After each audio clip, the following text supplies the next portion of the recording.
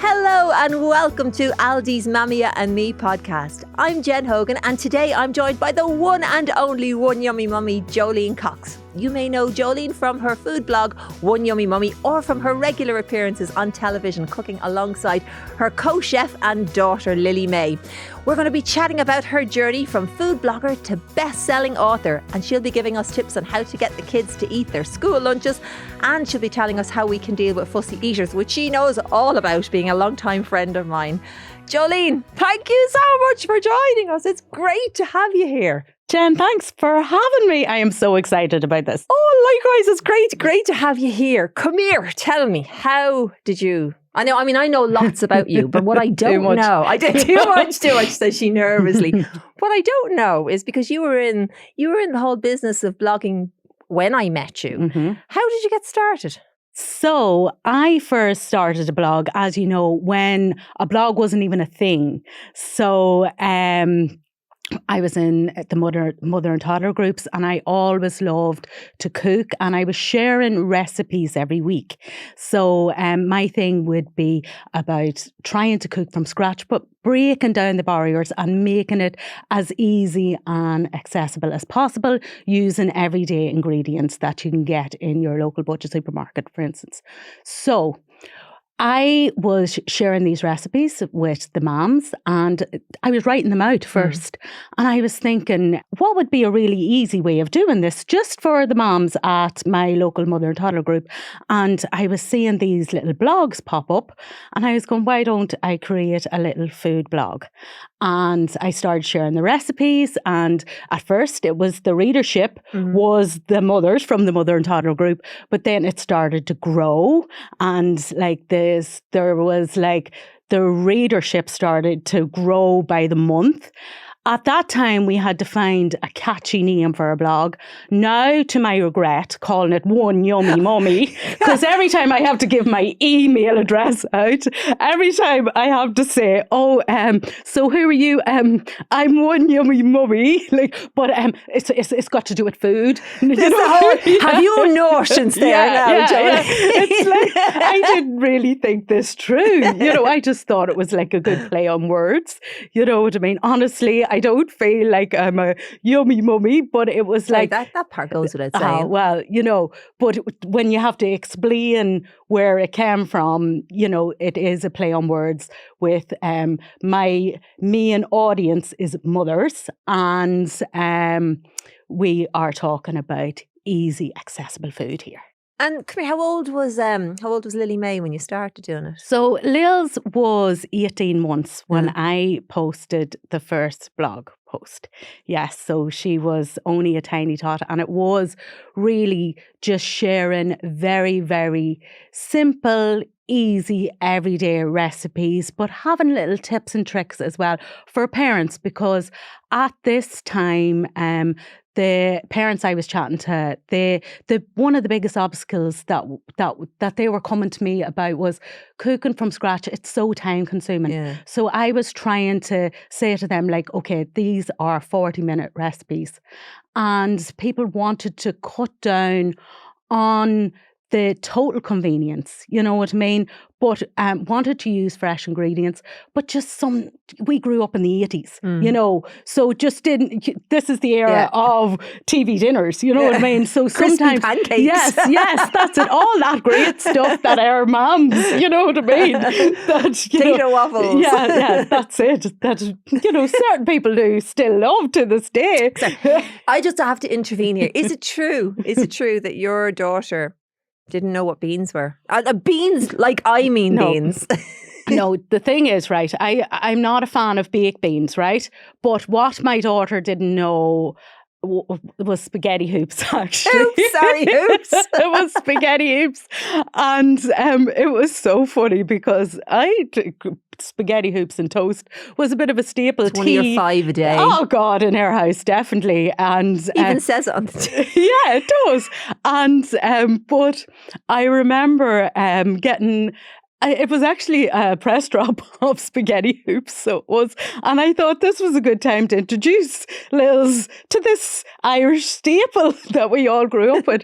And she just looked at them and she was like, no, not for me, sorry. This was not freshly homemade. See, I mean, the idea of it being freshly homemade, I mean, that kind of is a bit terrible. It's terrifying for people like me who don't. Well, I mean, I consider if I have put a couple of potatoes in the microwave that I have cooked, or no, sorry, I could put them in the main oven either. I've baked them, and in theory I have baked them, but the idea of sitting down and starting everything from scratch. Well, number one, Jen, I know you have 7 kids, so I'm not going to beat you up about baking your potatoes because you have to probably peel about 7 stones. A lot of potatoes, a lot of spots. But no, what I really try and do, because I understand these issues that, where we're coming from. And it is about trying to make it as easy as possible. And, if you're baking your potatoes, you know what I mean, you're doing okay. Now, I know you're not a huge fan of the air fryer that has come along, but... Crap! No, but it is. The air fryer's gone. Come on, we can just admit it here now, can't we? The air fryers. I think if you're cooking for a bigger family, yes. I do. Yeah, I can't agree with you because do you know what? You're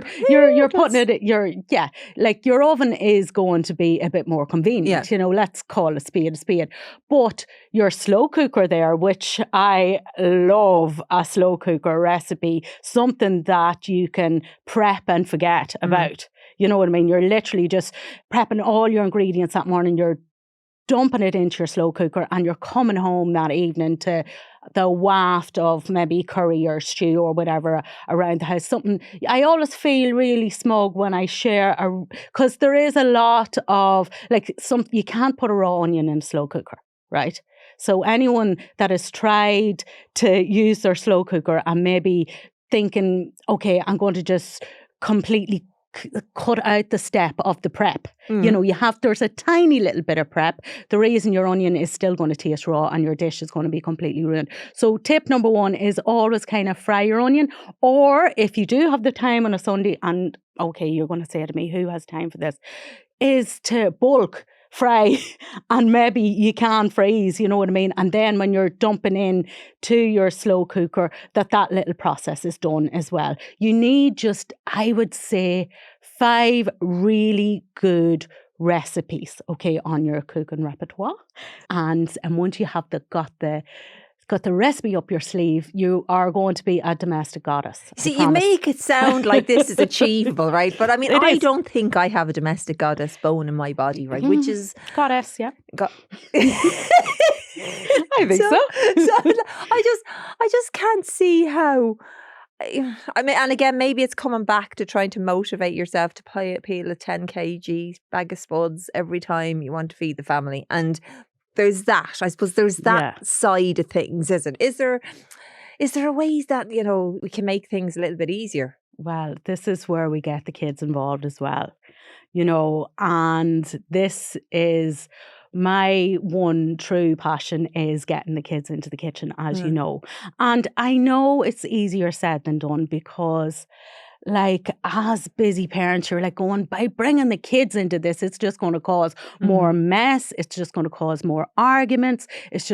But it's teaching your kids at a young age that this is just going to be a natural progression. You're going to pass on skills for life, and they're getting involved. When they get involved in what's going on and what they are eating, they become more excited about it. And that's when the magic, I feel, happens, is when you are getting your kids into the kitchen as well, involved in what you are cooking, involved in what they are eating. You're right. Actually, even as I'm saying that, and there is part of me, maybe it's just that I'm resistant to cooking. Maybe it's that fear of failure. I'm not sure what it is. But I do remember actually before having my 2 youngest children involved in cooking a dish. Part of something we were working on, and they were cooking a dish, and they ate food that they would never normally touch because they were involved in the creation, even though they knew the ingredients that went into it were things that they didn't typically eat. I'll concede there is absolutely, and I suppose that's what you've been trying to get me to realize for a while. There is that ability to maybe encourage our children to be a little bit more adventurous when we get them involved in cooking things themselves. Yes. So what's stopping us? Like fussy eating is one of the biggest issues that parents come to me with.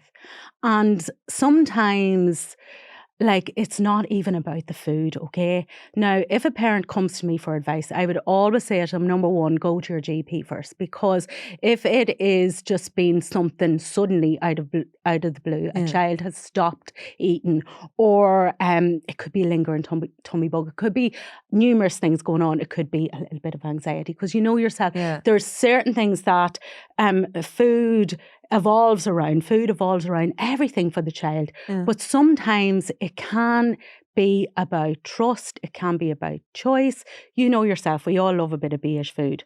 And the reason... I love this. You know yourself. What are you insinuating, Jolene Cox? We all might love a digestive for breakfast. You know what I mean? She's outing me. I thought I was the one who did the outing. But the thing is about the beige food, right, is that the child trusts this food because they know exactly what they're getting. So you might say, oh, my child will only eat plain pasta. There is so many issues there that you can delve into, but the one thing is that they know by eating plain pasta, they know exactly what they're getting every time. It's that thing of you putting blood, sweat and tears into a lasagna, right? And your kids devouring it 1 week and the next week going, I don't like that. And you're going, what do you mean you don't like it? And from their point of view, it's like it doesn't look the exact same as it did last week. So, or, you know, maybe we didn't have as much time or we didn't have. So there's that trust thing with kids that they need to know. They might say, oh, I don't like this, or you ate it last week. No, it wasn't that last week, or what? That insulting phrase that a child goes, what's this? And you're like going, regular occurrence in my house. Yeah, you know exactly what it is. You had it last week. You go, no, I didn't have that last week. But, you know, when a child gets involved in cooking from scratch themselves, they're getting hands-on with fresh ingredients. Now, I'm not calling this a quick fix here. It is a work in progress all the time. Like, a child needs to try a new food between 10 and 15 times, you know what I mean, before, you know, it can be introduced fully. If they are a fussy eater, you know what I mean? We are lucky enough, some kids will just wolf anything down, you know what I mean? But if we're talking particularly about fussy eating, the pros of getting them into the kitchen and hands-on with fresh ingredients, it's the curiosity. They're feeling, they're touching, they're getting involved before it even hits the plate. And then when they sit down to eat it, they know what exactly has gone into this dish. So, and they have put it in there. And they're feeling really proud. And they're holding up their plate and going, look what I've done here. You know what I mean? And then they're like, okay, I'll give it a go. It's funny you say that, because I know we're joking about beige food, but it's obviously so accurate with me. And I was that child who was a fussy eater who grew up then to be that adult who's a fussy eater. And I wrote about this last year, I think it was. Well, I wrote about it in the Irish Times about being a fussy eater. And I can understand why so many parents get in touch with you, because I couldn't believe the number of parents who came back to me. There were some who said that they took comfort out of reading it, going, okay, so you grew up to be a fully functioning adult and, you know, you look okay, like you look like you survived in spite of living on a very limited diet. But I didn't actually grow out of it, and I broke my mother's heart growing up. Like, she took me to the GP, and the GP kind of would not be quite dismissive, but would say, she's grand, leave her, let her have whatever, and hand me a shortcake biscuit or something on the way out. I suppose as an adult now, I'm aware, you know, that I need to try and make some changes. So again, when we go out, you'll see it's always to the same places, because I'll be able to eat the food there. And for me, I'm totally comfortable when I know I can go somewhere and I can eat the food. Like my biggest nightmare is for somebody to be entertaining me coming over to their house and them perhaps think that they're going to convince me to eat something else, and me worrying about stressing them out, you know, or insulting them, even not even just stressing them out, insulting them, because they'll take it personally that there's something wrong with what they've cooked, as opposed to the fact if you just given me plain chicken breast, few spuds and put some carrots on the plate, but makes you feel happy, I'll eat them. You know, but if they'd done that, I'd have been in my element. And people struggle with that side of things. But but there were a lot of people trying to find a reason for it. So again, in the commentary that followed that column, there were people getting in touch to ask, was I autistic? Did I have traumatic experiences with food? I am autistic and I didn't have traumatic experiences with food, but I have a strong aversion to certain textures and I don't know. I just can't. The smell I find overwhelming, or like if you put, I won't sit at the table with somebody who has tomato ketchup on the table. If you've got ketchup on the table, I'm moving somewhere else. It's a standing joke in my house. Like my kids can torment me with ketchup. How do you manage that with kids? So like I'm a grown up and I know that's irrational. How do you manage that with kids? Number one, you are a grown up and you have choice. So, you know, and you haven't grown up with that access to cooking, you know. So you, like when we grew up, there was the attitude towards food. It was finish what's on your plate. Like, and even if you didn't like it, you could be, your gag reflex was real. You know what I mean? And it was that thing of you finish what's on your plate, you know, and I think that doesn't help, okay? Because it's always good to have the choice over your food, okay? And once it's your choice to eat it, and once you have had access to cooking or the fresh ingredients, and you know what, there'll be some foods that you might never eat. I hate baked beans, you know. That's I have a phobia of being in a bath of beans, you know, that people I'm laughing and I know these irrational fears of food, you know. So I get it, but it's the introduction at an early age, that it's not this foreign thing that suddenly this is what we're eating now. You know, like we are a country that grew up on bloody meat and two veg, you know what I mean? As we've come on, we have become so elaborate, you know what I mean, with our dishes and our tastes or whatever. But I find that kids now, don't underestimate them. Don't underestimate them. And it's not a quick fix. Like you think, and do you know what I hate? My complete faux pas when it comes to cooking with kids is smiley face food, or let's make it, this is like, it's about making it real for them. It's about talking to them like they are, you know what I mean, real people. We're not going to make you eat a sunflower pancake because, you know what I mean, pancakes don't come like this, you know what I mean? Let's make real food, you know, and they feel so grown up doing that. So you wouldn't be into designing the food? Like when you say smiley face, you mean literally putting a smiley face on, do you? I just mean, that food, like an awful lot of children's cookbooks, for instance, like that are aimed at children, is not really teaching them life skills. It's about and I am all about making food fun. When they start cooking, they're going to enjoy it and it's going to be fun. But like, like making your salad into a butterfly, or like, it's like, I have a salad that I cook with the kids and it's called basically Please Try It Salad. You know what I mean? And they were like, please try it salad. Just please try it. You know, it's like, if you don't like it, that's fine. We're going to cook it. And you know what I mean, we're all going to give it a try. And I have had 40 kids on a live cook along Zoom try the salad because they've put everything in it, but because it's like, please try it. You know what I mean? This is we're not hiding what we're going to do at the end of it. It's still a salad. I'm not saying it's still a salad, okay? But if you don't like it, they say, I don't like it. I go, okay, you don't like it today. Go to me.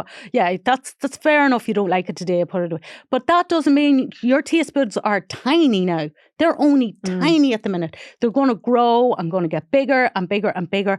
And the more you try that, you will eventually, your taste buds are going to grow and they're going to come stronger and they're going to come bigger and you're going to really like it. And it's not 100% foolproof, but in my experience, it does work. And come here, what do you reckon then of? Because again, I remember my parents trying to get me to eat vegetables. Now, funnily enough, I eat them now and I love peas now. I love peas now. But it took years of me sitting at the dining room table, battling and fighting with them and just like going hungry because I wasn't being offered that and them handing me green mash and telling me that there were no peas in that potato. What do you think? What are you talking about? What happened to spuds?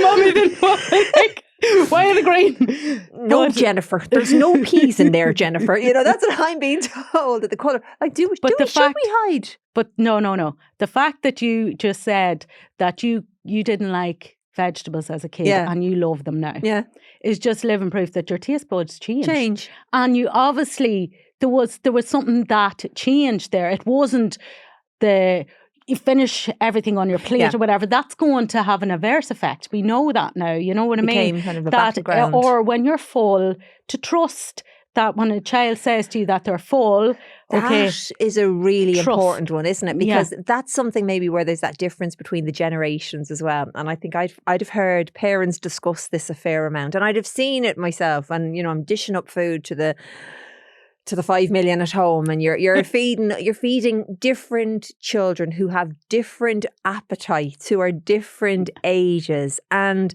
I'd always have this discussion at home where I expect them to eat a reasonable amount to keep them healthy and well. But this idea of battling with people to finish what's on their plate, do you reckon we're making food a battle there? Yeah, I actually think that by saying that you have to finish something, you know, it is such a tricky, you know what I mean? There is such a balance there that we do have to trust our children that, you know, keep an eye on how much they've eaten fair enough. And if they have ate some, trust that they're full. You know what I mean? Because by us saying that one more bite, is that for us or for the child? Is that to make us feel better? And I know it's only out of concern and out of love for our kids that we want them to be full and be happy. But that one more bite, is that just to clear your plate, that mentality?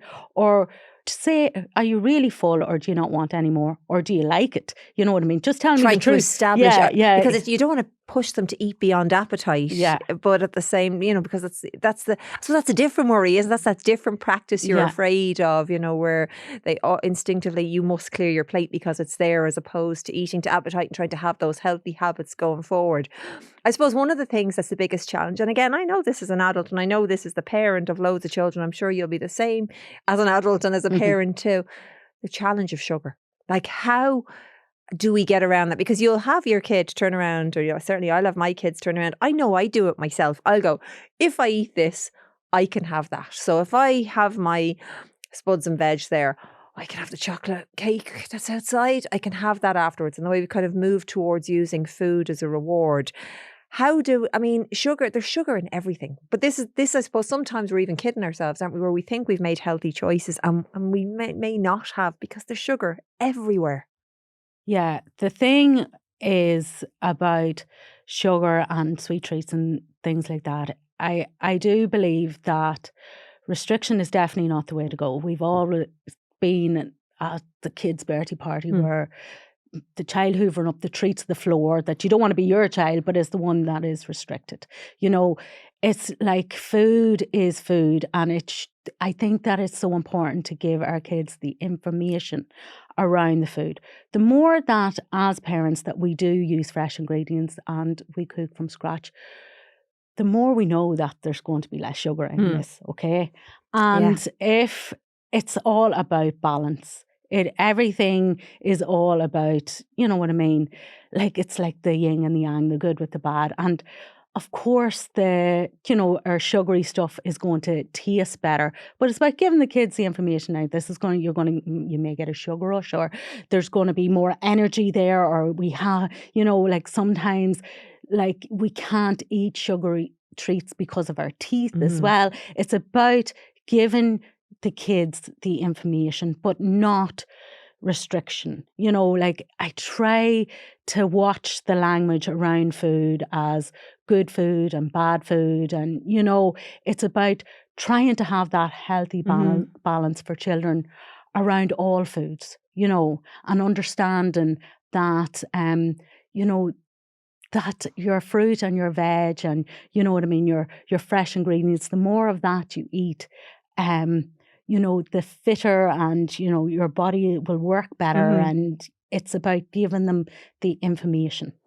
It's interesting you say that. It sounds like, I suppose, I think we probably know that, but we still are a bit guilty of it, of underestimating kids too, aren't we? Like even sharing that and talking to them about the wider things, making them have that understanding about the harm sugar can do, but also, again, not veering into the good and bad, but just being a bit mindful of sugar. So when you're not cooking with Lily-Mae at home, we can see you cooking on the TV or on social media with Lily-Mae, or even your kids in the kitchen classes, Lily-Mae. Will you tell me how did all this come about? So we all know that Lils really is the star of the show here. But yes, so for a 9-year-old, 8 when she first started cooking on the telly, to cook live like that is such a big deal. Now, because it's so natural to her, and I think because it's so unusual to see a child at a young age cook like a pro, like her, that we have been lucky enough to put our Kids in the Kitchen message out there on the telly and on my social media channel, and work with like lots of household names, you know what I mean, which is amazing. So yeah, we cook on the Today Show as well during midterm breaks, which is amazing.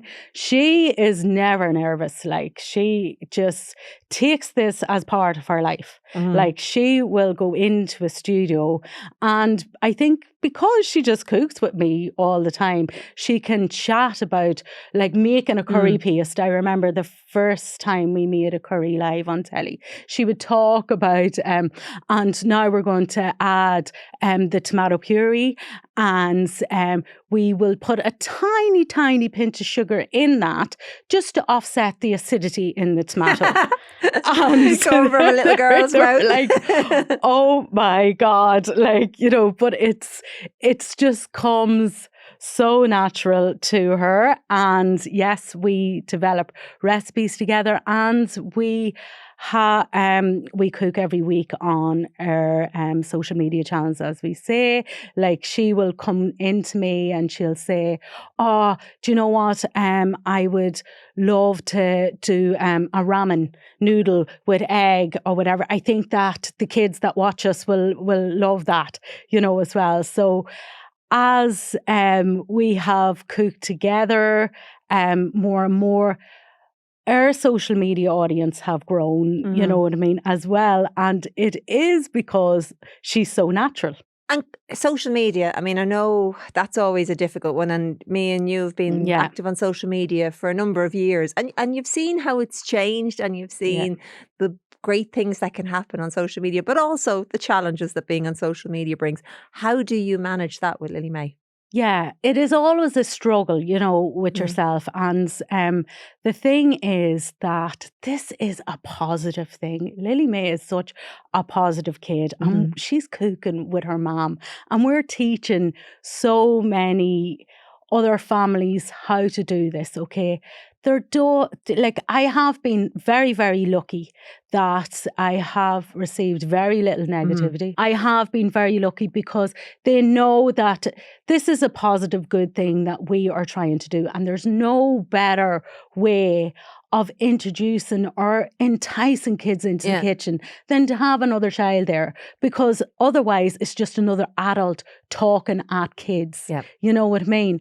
She is really, really happy, and it would be now at this stage, for her not to be doing it with me, it would it would hurt her. You know what I mean? She really wants it. It's the other. She really wants. She's to kind be, of grown up as part of the blog, hasn't she? Because if you're saying that she was 18 months old when you started, and now she's 10, and she's grown up. It's like as part of the whole OneYummyMummy experience. It is like we are a little tag team. We are a little team together. And, you know, when she stops wanting to be part of it, of course, that will be a conversation that we have. But no, as she's grown, she's got, you know, it's like her part of it has grown as well, you know what I mean? But she is 10, I do understand that, you know, and she is the arty type, and she loves drama, and she loves, like, her voiceovers like are amazing, you know, the way that her expression and it's the way she expresses herself through this. I can honestly feel as a parent she loves it, you know, and I'm very lucky in that way. But I am under no illusion that that could end at any time as well, you know. Yeah. In terms of underestimating kids, and I know I've watched you in awe, and I've watched your daughter in awe, because I'm looking at Lils and I'm going, how can that child cook better than me? So there is a slight intimidation going on here too as well, and a bit of an inferiority complex, Lily-Mae. But at the same time, like, what age did you start getting Lily-Mae involved in it? Because if this is a thing that we're going to do, where we're going to get our kids involved in cooking so that they're more willing to try it, and so that we have the advantage of knowing exactly what's in the food that we're cooking, what age do you start that at? It's like a preschool age is perfect. Yeah. I have been cooking with Lils like since she's 2.5, and there's always little jobs that, you know, is age appropriate. And like, she's been peeling garlic, for instance, and, you know, there's like peeling onions, like chopping a mushroom with your butter knife, you know, starting off with. From a very, very early age, she has been doing that, but it's progressed on till now. She is cooking a lasagna and a curry and noodles, and she's coming home herself, and she's using her knife. But she has her knife skills down. A sharp knife is actually safer than a blunt knife, but it's all these safety tips and tricks. So you can't What do you mean a sharp knife is safer than a blunt knife? For a child, yes, because it's gonna now. If we're going to cook with a child, number one, right, your chopping board, you have to make sure that's stable. So we put a little damp cloth in under that, and that's going to steady that. Okay. Yeah. Now, a sharp knife is safer because it's going to cut through the onion. Okay. If you're using a blunt knife, it's going to, you know what I mean? It's going to it's going to wobble all over the place. They're not going to be going against our instinct here, really. That's it. Yeah. So so we have a little method, like the methods of chopping that we teach the kids. Now, there is an adult present, but for instance, like there's the Beige method that if they're chopping, like say a round fruit or veg like an onion or a tomato, that they're holding it down and the knife goes in between, so it's not near their fingers, right? Okay. So if they have like a sharp knife, for instance, it's just going to slice straight through, and then once it's cut in half, right, it's going to be more steady on your chopping board. And then we talk about the claw method, that their fingers aren't even near the knife, and they're chopping like pros. The pride these kids feel, it is the messages sometimes that I receive after a class is just unbelievable. And Lil's, because she's been doing it for so long, it comes so naturally to her, and she absolutely loves it. She feels so proud of herself being able to cook for herself, and I am so proud of her. I can see the pride even in your face there, both talking about Lily-Mae and the kids. I meanwhile am going, oh, I may try that with a tomato. See how that one works out. We'll do a little we will do a little demo with you, Jen. Jen, you just need to basically do this. I'll be in the next cooking club there going, right, we go to Jen now. This is our new member, Jen, here. What are you to you, Jen? Hey guys. 32. Hi. Look at me with a sharp knife.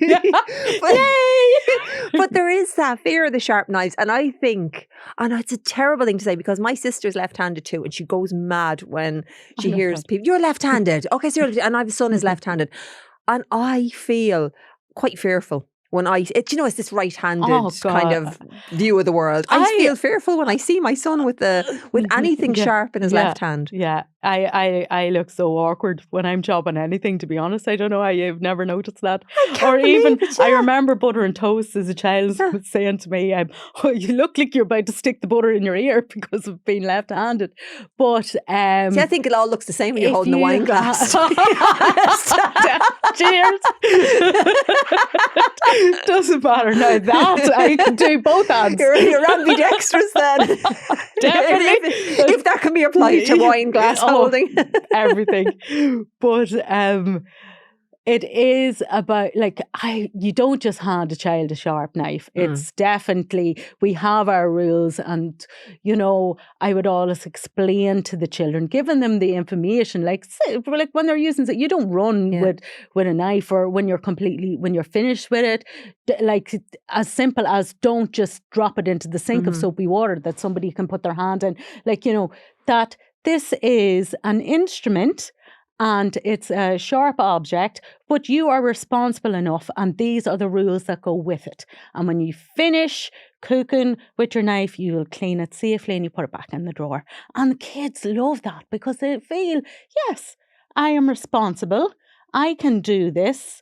Okay? It's the parents that sometimes have the hang up, because it's about keeping our child safe.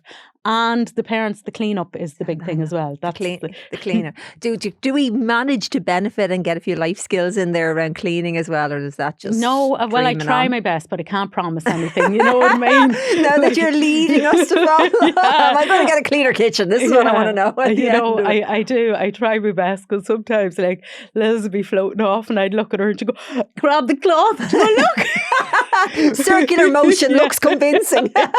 While slipping out of the kitchen. We do try to introduce the hygiene and the cleanup.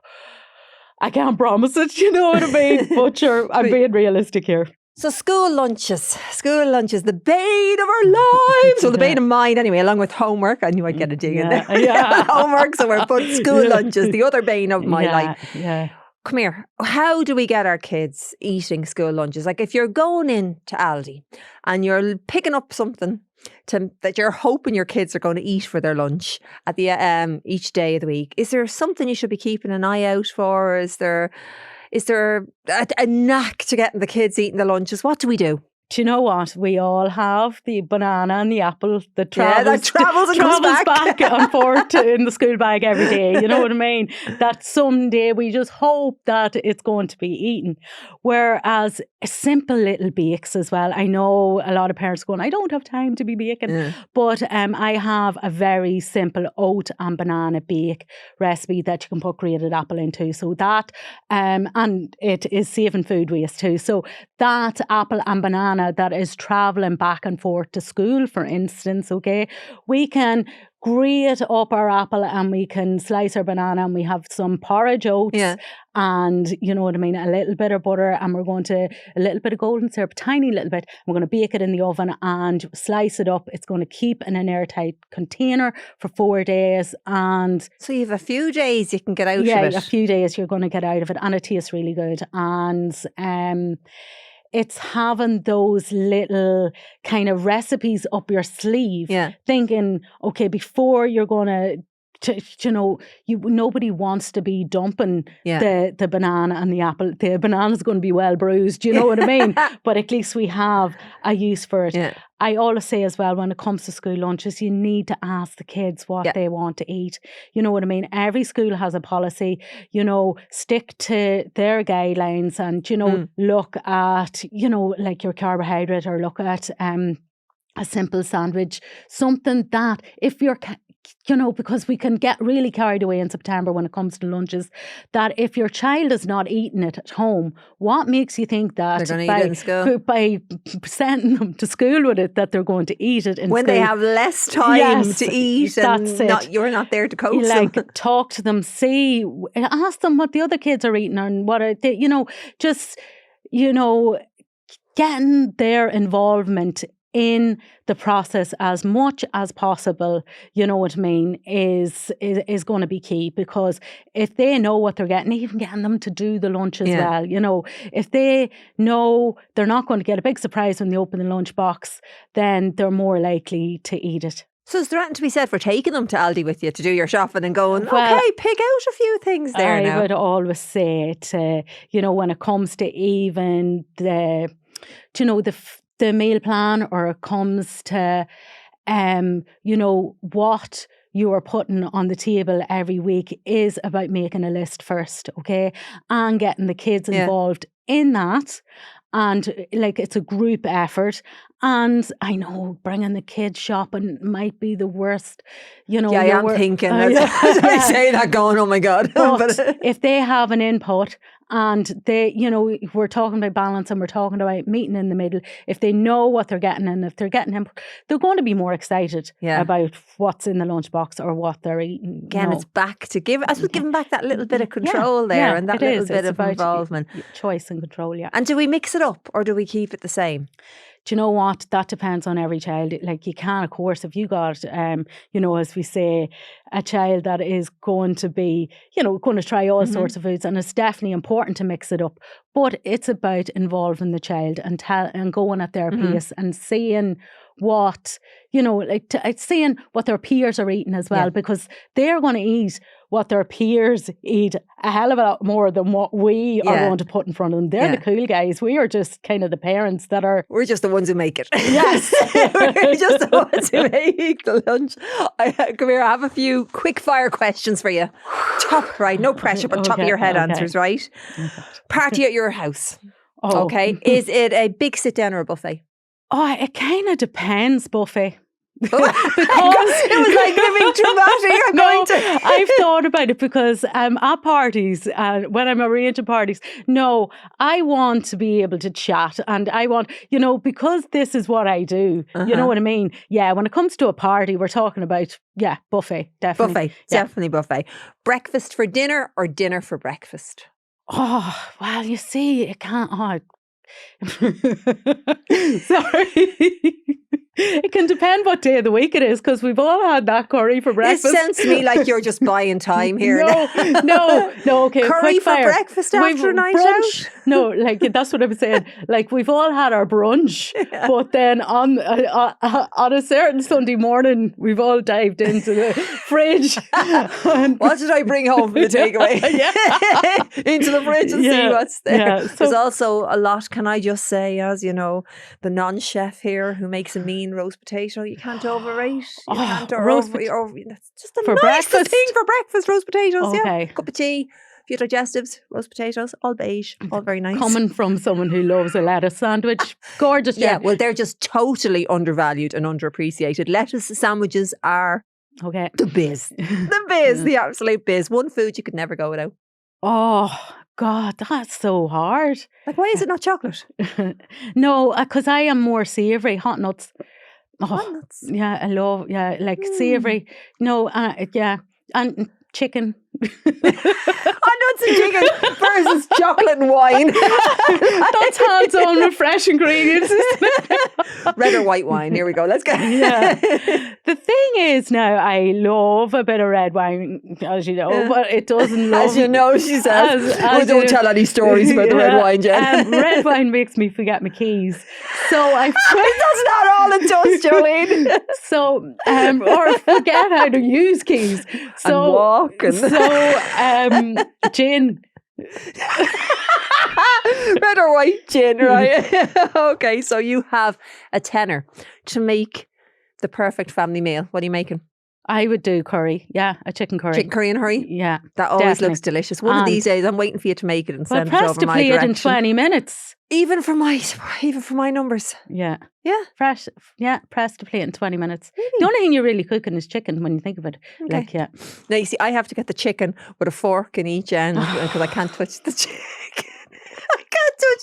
I can't touch the chicken, tomato ketchup. You see, it's fun cooking in my You should see me trying to put a roast chicken on. You take it out of the packet, and I have a fork up its arse and a fork in the neck, and you're trying to lift it onto the tray because I can't touch the meat either. So lucky you're gorgeous. So the idea of chopping up chicken for your chicken curry in a hurry. Again, scissors. Yeah. And a marigold. Yeah. Well, not even a marigold that you can use a glove. Like that's what the kids use. And we're talking kids in the kitchen here. They use scissors. Yeah. They have chicken kitchen scissors. And maybe there is merit in me attending these kids. Yeah, there is. in the kitchen classes. So what's next, Jolene Cox, OneYummyMummy? Well, this is an exclusive, and it is literally just, the ink is just right. I have just signed our Kids in the Kitchen book deal. Yes. Oh my God! Yes. So it is a dream come true.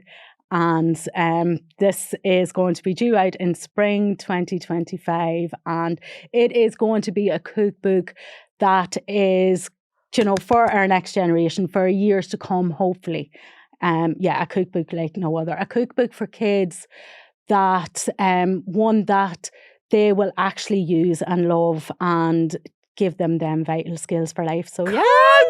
Congratulations! I'm so excited. That's brilliant news. Well done, you. I'm looking forward to that one coming out. Yeah.